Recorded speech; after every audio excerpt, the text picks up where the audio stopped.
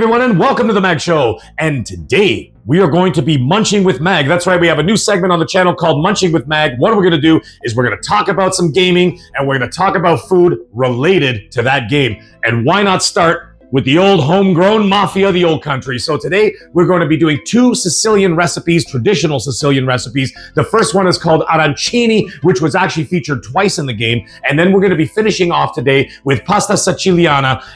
We'll get into all that very shortly, but let's get into the arancini first. The arancini are deep fried risotto balls. So what they do, it's basically Italian street food. So what they take is they take leftover risotto, which I made right here.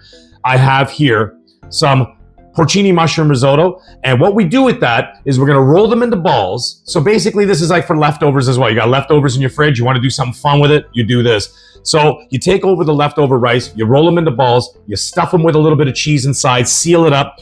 You do a breading station. We're going to deep fry them and serve them with pasta salsa siciliana. So that's what we're going to be doing. So either way, let's get right into it and start making some of these balls. So come over here, come take a look at this. So we're going to take about yay much. You can even use an ice cream scoop, as a matter of fact. Ice cream scoops work just as well. So we're going to roll these into balls, kind of like meatballs. Over here, I have some smoked Gouda. You could use whatever cheese you want. And you stuff it in the middle, and you seal it up, and off we are to the races. I'm just going to do a couple of these right now, and then we're going to get into it. Anyways, while we're doing that, let's talk about the game. I love the story. I did my review. I did my marinated reviews with MAGG. I thought it was really interesting. The story was so captivating. I literally could not stop watching the story. As each chapter ended, I felt like I was watching a show on HBO or Amazon Prime or something like that. Fantastic. Graphics were great for the most part. And then over time, I started to see a few holes here and there. Some of the NPC graphics looked like Xbox 360, PS3 graphics at times. There were some glitches. There were some pop-ins happening here and there. Nothing egregious, but I mean, let's face it. It was a $50 USD game. They didn't charge $70 for it. So you could tell that there were some production cuts here and there. The music was fantastic. It reminded me of Ennio Morricone, who is the composer from the Sergio Leone movies. If you remember Clint Eastwood, and you know Clint Eastwood, those movies there, like they call them the spaghetti westerns, like Fistful of Dollars, The Good and the Bad and the Ugly, those kind of movies, right? And actually, Ennio Morricone was featured in The Hateful Eight by Quentin Tarantino as well. So anyways, it was great in that respect. The voice acting, 10 out of 10. The facial capture technology they use, clearly they used the same from L.A. Noire, they used in this game as well. And it was amazing. The performances were so powerful and so intense that there were times I was just sitting there with my mouth open with my controller in my hand because I just couldn't wait for whatever was going to happen next. It was that good. So in the end, I ended up giving the game, my original score was an 8.5 out of 10, something like that. And then I lowered it down to about a 7.5 when it was all said and done, which actually kind of makes sense because in the end, the game was actually sits at around a mid to high 70s on Metacritic. So there's that there. So that's how I felt about it. We'll get into some of the other stuff later. Now, we're going to start flouring these now. Okay, so we're going to put some flour on these risotto balls. Okay, arancini as they're called. I'm going to do some of that first. And then we're going to put them in the breading station, and then we're going to deep fry them, okay? And then we will finish this dish. Like I said, very simple dish, very easy to do. I think the hardest part of this dish is actually making the risotto. That's the hardest part. You can get the risotto down like I can. You are in the clear, folks. So here we go. We got the egg wash station right here. Now we're going to put them inside the breadcrumbs, just a few at a time so we don't get them all clumpy. We'll do 3 at a time, as a matter of fact. Get right into there. Get your hands right in there, baby. This is my first inaugural one. I know I've done a few of these on TikTok, but this is official now, and I got to thank 2 people for that. I got to thank my wife for pushing me to do this on top of doing the stuff that I do on my channel. And then on top of that, I got to thank King David because King David was a guest on XNC with myself and Colt Eastwood, and he's like, bro, you need to be doing more of this. He's like, I couldn't stop watching him.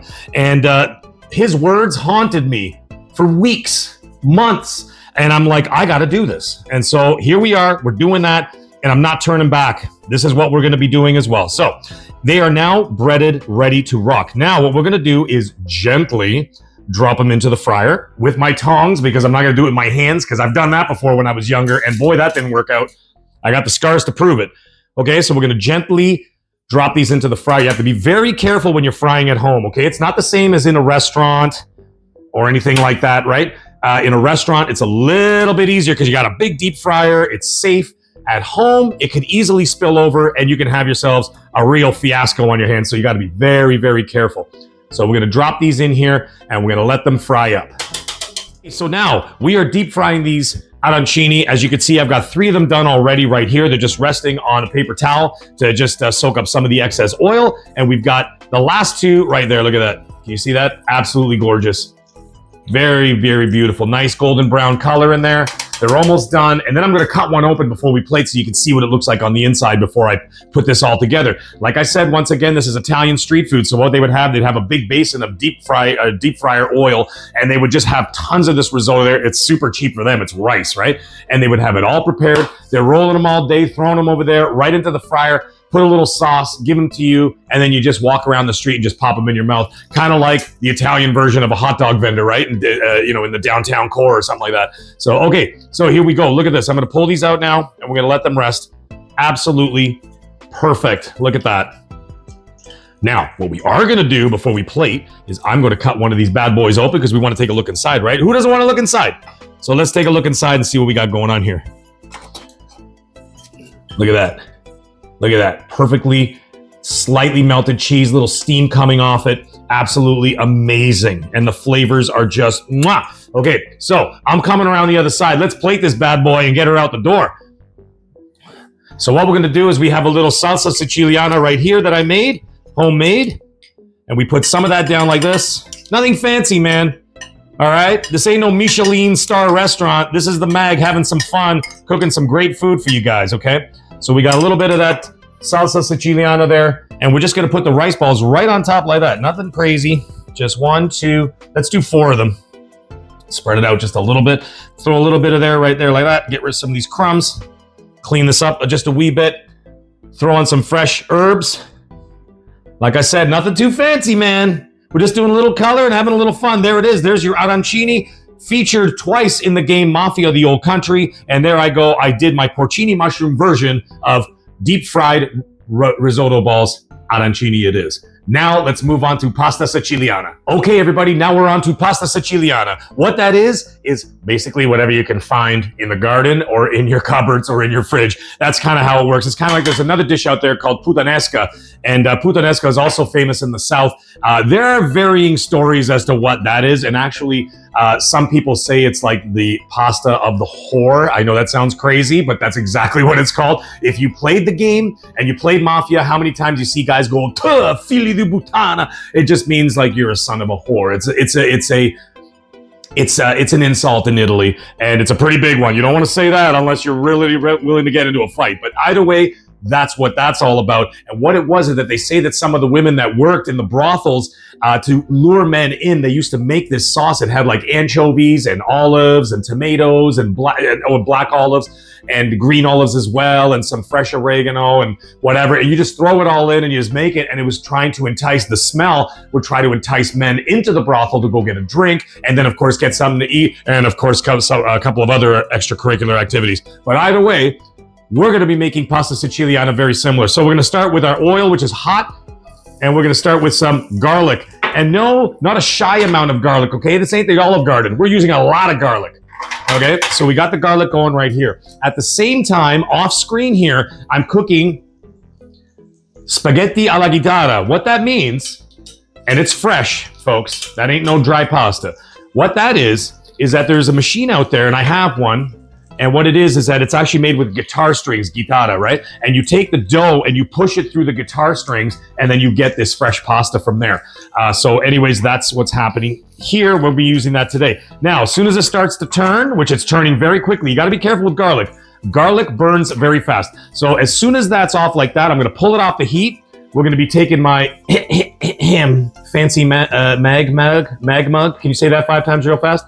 We're going to pour a little bit of the stock inside of here to keep the garlic from burning. Okay, now before we put this back on the stove, we're gonna turn down the heat just a little bit so it doesn't flame up too much. What we're gonna add there now is we're gonna throw in some roasted chestnuts. That's right, folks, roasted chestnut. It's gonna go right into that pasta there.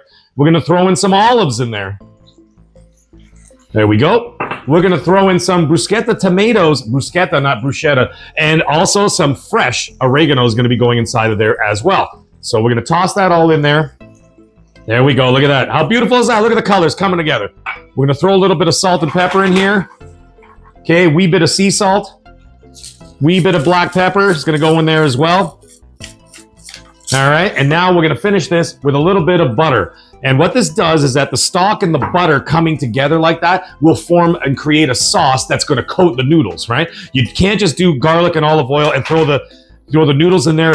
It just doesn't come together nicely. What also this does is that it creates a little bit of sauce. The starch from the pasta will bind that sauce onto the pasta and make it absolutely amazing and make it shine right on the plate. But anyways, here we go. We're gonna get into that. Now, while this is simmering down a little bit, let's simmer up with a little bit more Mafia talk. The game is approximately 12 hours, maybe 14 hours you could squeeze out of it. Now to get like your either platinum or your 1,000 out of 1,000, whether you're playing on Xbox, PlayStation, or PC, you're gonna need much more than that. Probably closer to about 25 hours to get that platinum or 1,000 achievement points. You're gonna have to play through the game twice unless you wanna start the game on hard. I did not. I started it on normal and then I went back and played it on the hardcore difficulty, and it's not hard at all. Not even remotely close. So I did that, and it took me about 12 and a half hours to finish it on normal, and with skipping the cutscenes and everything, surprisingly, I finished it in less time, around 10 hours for the second playthrough.